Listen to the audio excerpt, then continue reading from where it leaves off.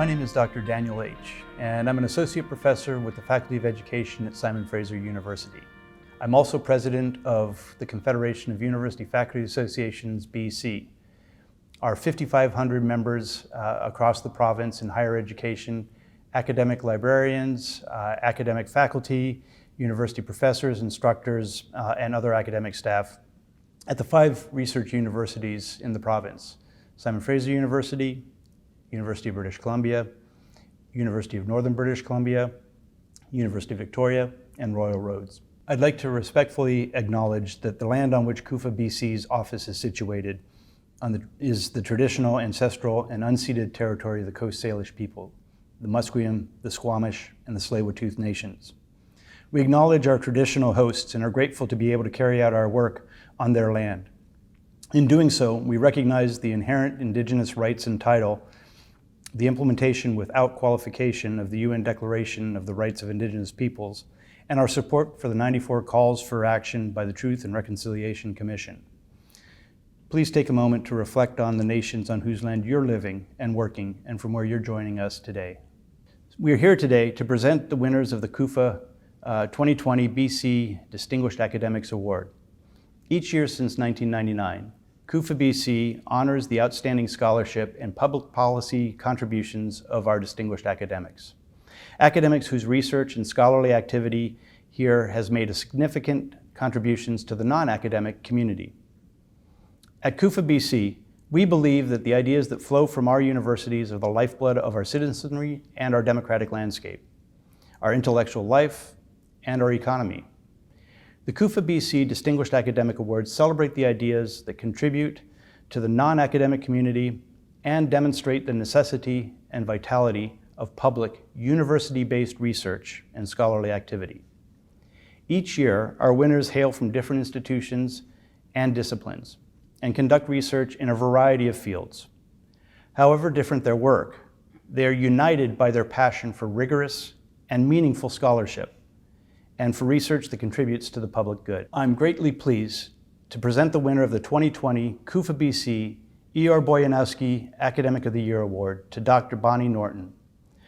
The Academic of the Year Award is named after Kufa BC president who created the Distinguished Academic Awards and is awarded in recognition of a specific and recent outstanding contribution to the community beyond the academy through research or other scholarly activity. The award brings with it the admiration of colleagues across institutions, disciplines, geographic borders, and beyond, and is recognized with a commemorative plaque and a cash award. Dr. Norton is University Killian Professor in the Department of Language and Literacy Education at the University of British Columbia, Vancouver campus. She has been with the university for 24 years and joins us to talk about her research.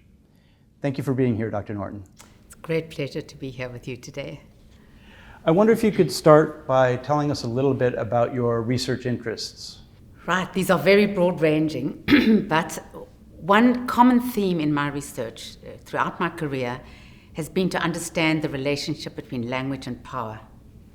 Who speaks, who reads and writes, who has limited opportunity to speak, read, and write, and what are the opportunities for people in the future as they consider their imagined identities.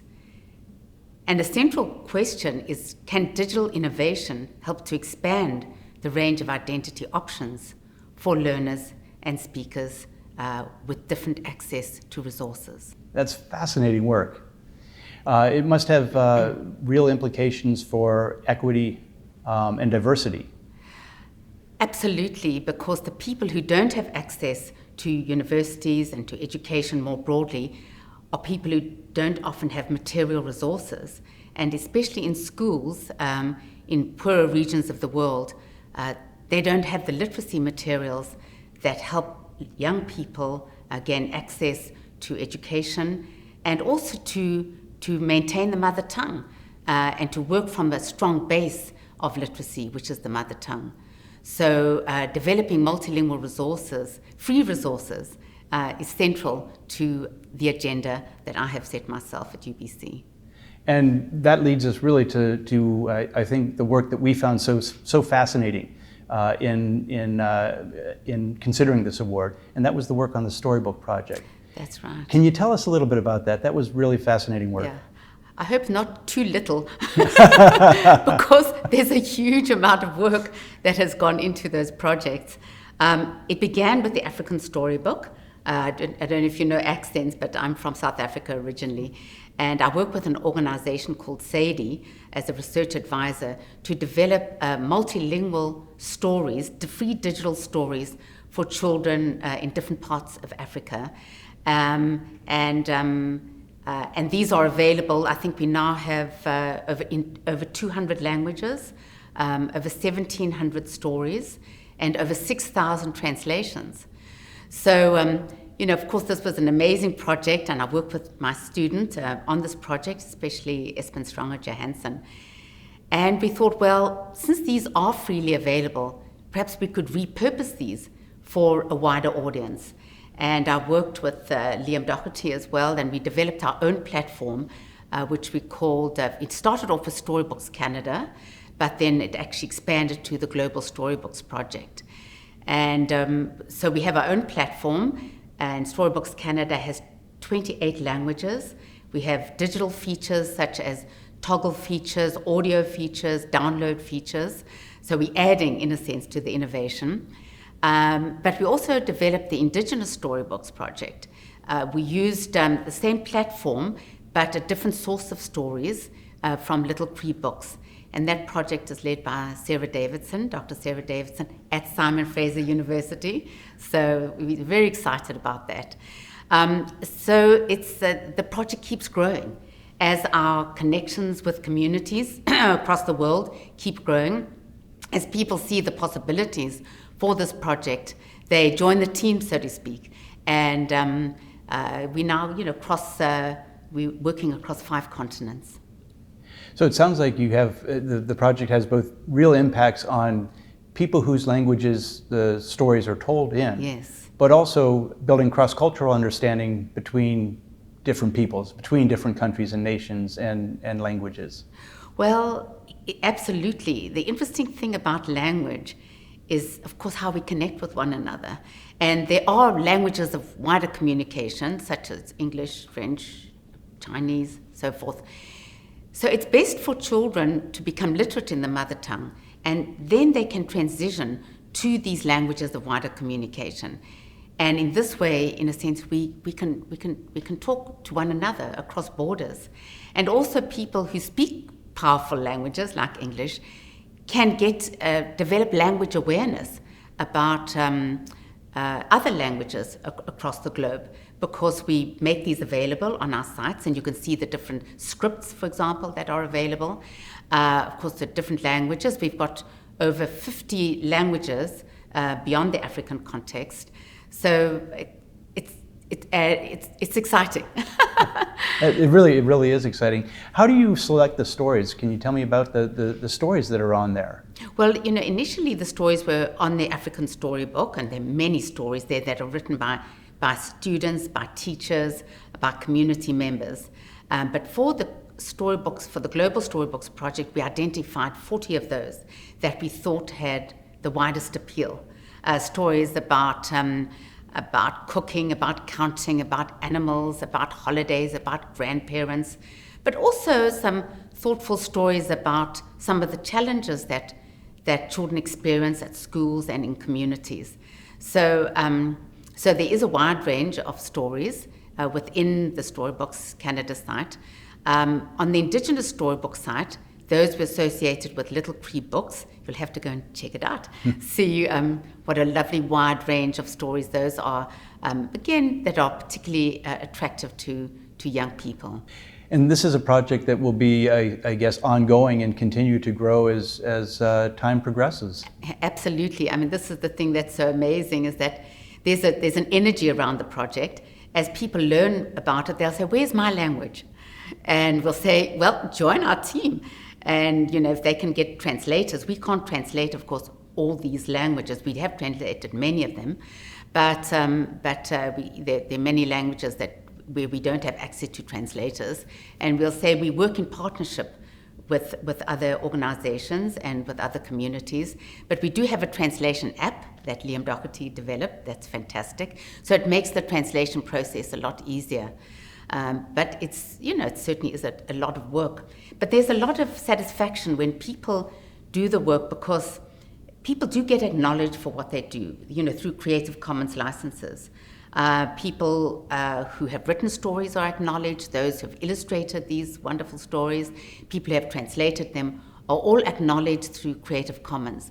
So it's that open license industry that has enabled us to repurpose stories and to re-innovate, in a sense, in new domains. That's fascinating. So it's not only the stories and the languages and such, but also you mentioned the open access community and the open licensing process. So you're also taking advantage of current technologies and current thinking on information dissemination and sharing. Absolutely. And this is the thing about technology, despite its occasional difficulties, is the scalability, that you can actually use technology to scale up. So you translate one story, and that story can be spread throughout the world. So that makes it so exciting. You can have one story, of course, also in many different languages. So technology allows us to scale up availability of texts, and that's what you need when you actually have, I think UNESCO has noticed that we have 750 million youth and adults, who cannot read, and 250 million children who are struggling with literacy. So how do we address such a huge problem? And technology allows us to scale up materials and make these available. And so it's an exciting confluence of challenge as well as opportunity. And stories are kind of universal, aren't they? So you mentioned that the large number of adults as well as children who may be struggling with literacy, stories are a common way of giving access to literacy development for people no matter what your age. Yeah, that's what's so interesting about the project. We have a term in education, you may be familiar with it, called family literacy. And parents love to read to their children, but as they're reading to their children, of course, they're learning at the same time. And so what the beauty of this project is that you can read a story and you can toggle between a familiar language and an unfamiliar language. So if a parent doesn't know a particular language, they can use their familiar language, and then the child can toggle to an unfamiliar language. But there's also the audio, so even if parents aren't literate in a given language, they can listen to it. So you're really promoting relations between parents and children through literacy. So adults, and certainly adults, you'll see a number of stories that do have adults as the focus, so adults would enjoy those as well. But if you think about it as a family literacy model, you'll see that children, youth, and adults can all benefit from engaging with these stories.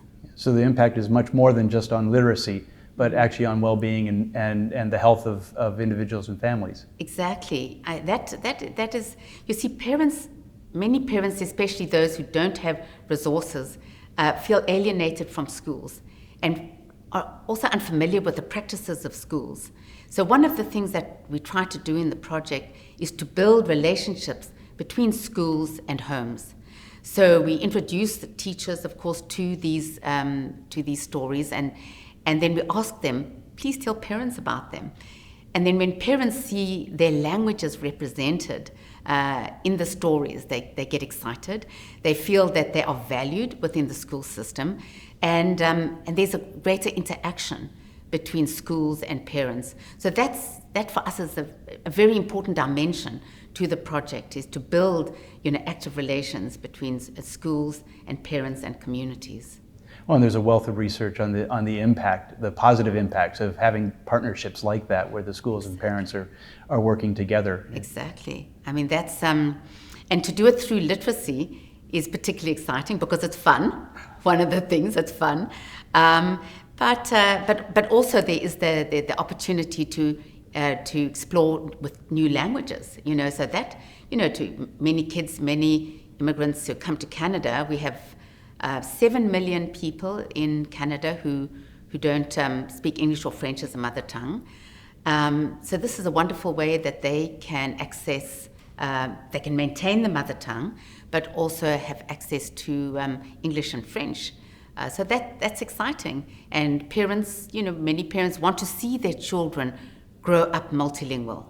And so this is the resource that enables parents to do just that. It really does embody the community impact of the E.R. Boyanowski Award. Yeah, well, I'm honored. I'm honored. Of course, what I'd love to see is, I'd love to spread the word about this. We do try to spread the word wherever we can. You can just go onto my website. We've had a launch. We have, I'd give many talks, but this is another wonderful opportunity to spread the word about this project, and I hope parents and teachers will learn more about it. I did during COVID. Well, we are in COVID right now, but I was very excited in May last year, in fact, the height of the pandemic. I did give 3 online presentations, very well attended, to teachers and parents in the greater Vancouver area. And so I was excited that, to be able to connect with school boards, as well as parents, because teachers are so important in terms of making connections, between universities and the community. And so I had a wonderful opportunity to share information about this resource and reach out, to beyond the university to the wider community. And you highlighted that this is all available on the web, and we've got a link to the website on the webpage that where this video will be housed. That's right. But it really does sound like a community partnership. So if somebody wants to get involved with your project, can they? Yes, absolutely. What I encourage them to do is check it out, see what they like, see what's missing, and also consider perhaps how might they particularly contribute. Because, where's the gap, so to speak, that they might be able to fill, whether it's a language that is missing on the site, whether it's resources, for example, that could be developed. We have a teacher link on the site, and what we've done there is that we've linked Storybooks Canada to the new BC curriculum. So we're very excited about that. But if somebody wants to develop, we are also developing teaching guides, but lesson plans would be wonderful if people would find this useful, or maybe even focus on adults. That would be fantastic. And I do just want to mention that I work with Education Without Borders, who's just an amazing local organization, and they have lots of energy. And they also work internationally. So what's interesting, again, it's a wonderful kind of win-win situation, because when they are approached by a community like Liberia, for example, that doesn't have resources, they can come to me and say, Bonny, can you help us get a Storybooks Liberia site?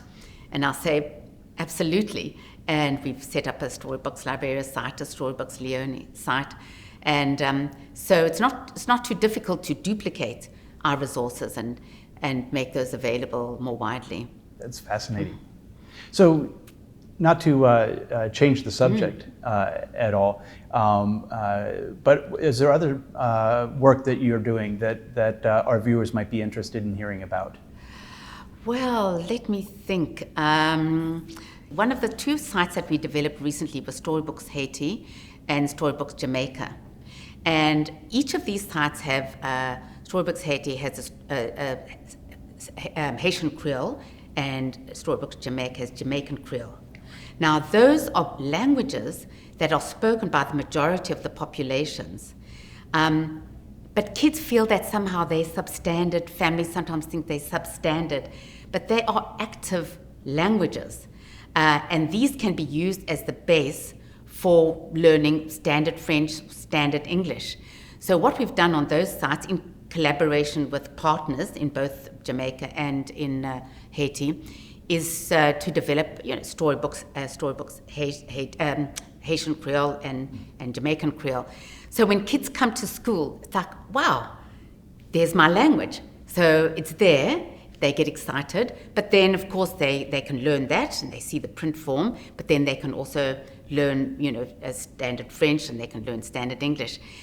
And what I love about that is that it validates, in a sense, the languages that kids speak and that families speak, and that parents don't feel, maybe I shouldn't speak to my kids in Creole, but that's the language they're comfortable in. So you want to validate that, much like Ebonics in the US, African American vernacular. This is not a debased form of English. This is a standard language, at least a legitimate language.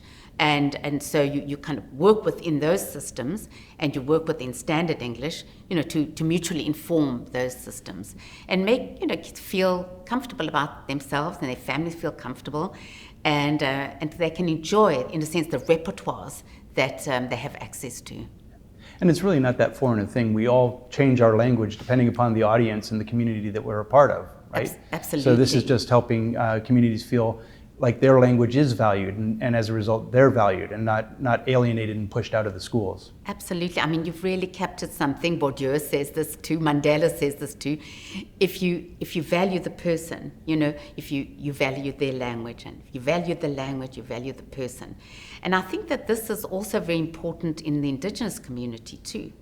That where I think Indigenous communities have been concerned because of the loss of their languages. And that's why the Truth and Reconciliation Commission has said we need to acknowledge and validate Indigenous languages, because these are seen as important identity markers for the Indigenous community. So you touched on the importance of collaboration and engagement with communities. I was wondering if you could expand on that a little bit more for us.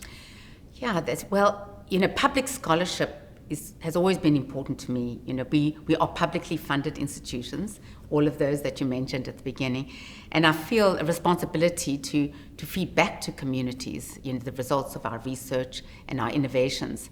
But it's more than that, really, because the communities are important for implementation, because we can develop resources, but it's the communities that help us to implement our innovations. And also, communities help us to identify research questions that are exciting for follow-up purposes. For example, we've discovered that translation is a very interesting area. You can imagine that we're translating all these stories into multiple languages. We're now working with the translator identity. Asma Afrin, one of my grad students, is grappling with that, because translation is complex. Mm-hmm. And so how do you manage that? How do you link community, how do you link these stories to the curriculum? So this becomes important. What about perhaps the concept of high-low stories? In other words, children, youth don't want to read children's stories. So how do you develop stories that are interesting to youth but don't have a demanding vocabulary? So they're high interest, low vocabulary. So there are many different questions.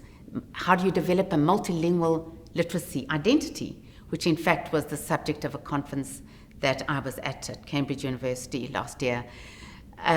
It's fascinating, and as researchers, we can help to address those questions, and then we can take our findings back to the communities, and we work in a sense hand in hand to link research, practice, and theory.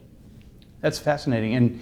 And when you think about translating stories and language and culture are so closely intertwined. That's right. And stories are part of the content of the culture.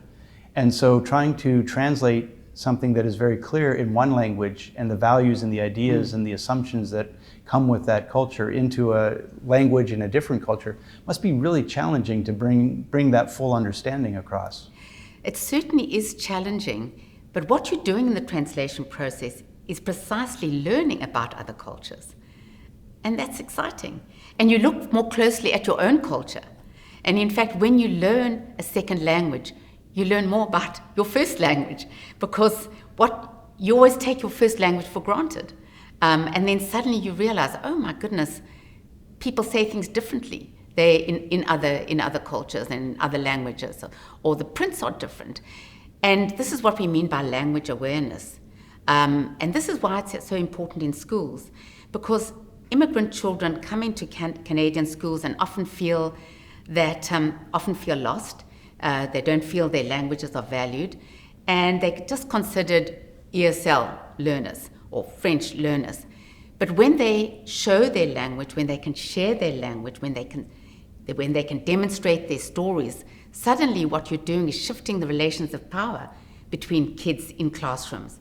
Because the kids realize, oh my goodness, here we have a kid from Iran, and look at the language she speaks, and look how complicated it is, and look what it sounds like. So that's very exciting, because it has two functions. One is certainly it teaches kids about other languages, but it also helps them to validate, in a sense, the diversity of those classrooms, and also increases the power of those newcomers. And I think, this is also true for the Indigenous communities too. As we learn more about Indigenous languages, we're also learning more about Indigenous peoples. And this is something that I think is very important for all of us as Canadians.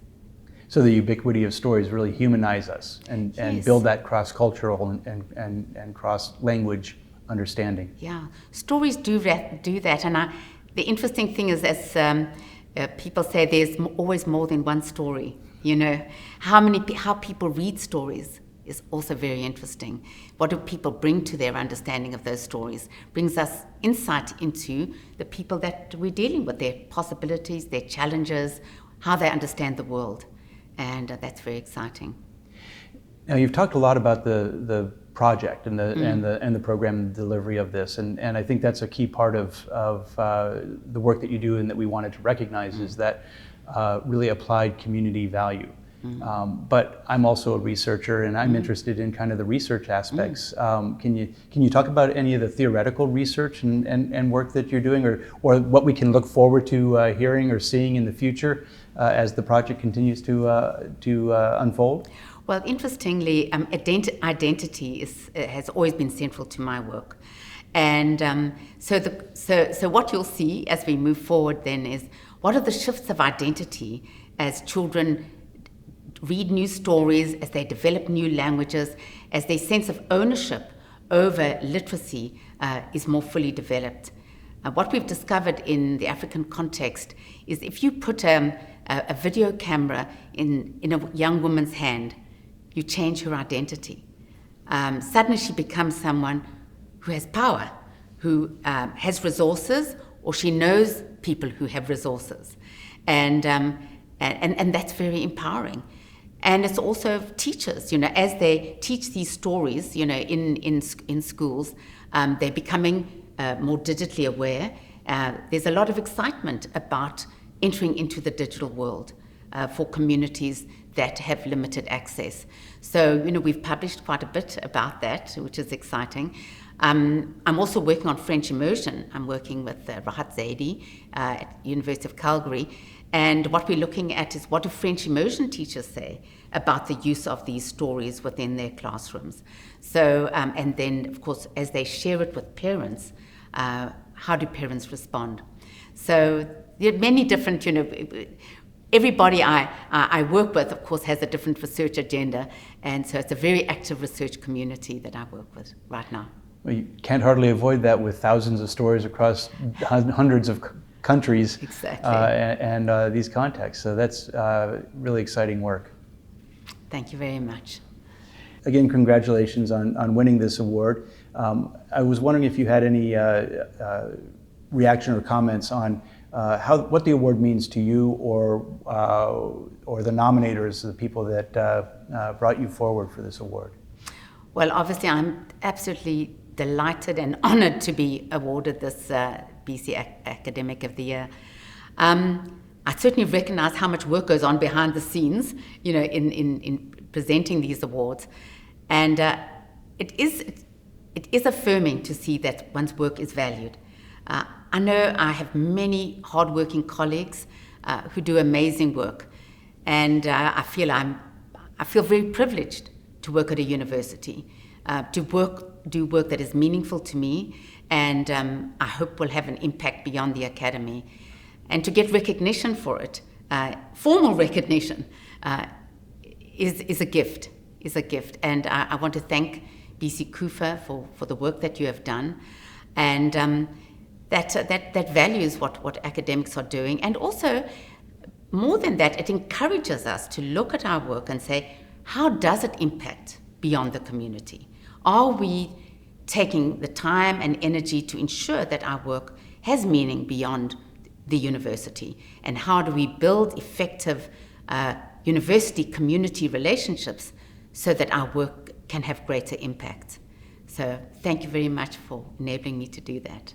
Thank you again for joining me today to talk about your work, Dr. Norton. And I want to congratulate you again on being awarded the 2020 Kufa BC Igor Bojanowski Academic of the Year Award as part of our annual Distinguished Academic Awards series. And I really look forward to following this project, engaging with the project, and celebrating your success as a member of the University of British Columbia faculty. Thank you very much.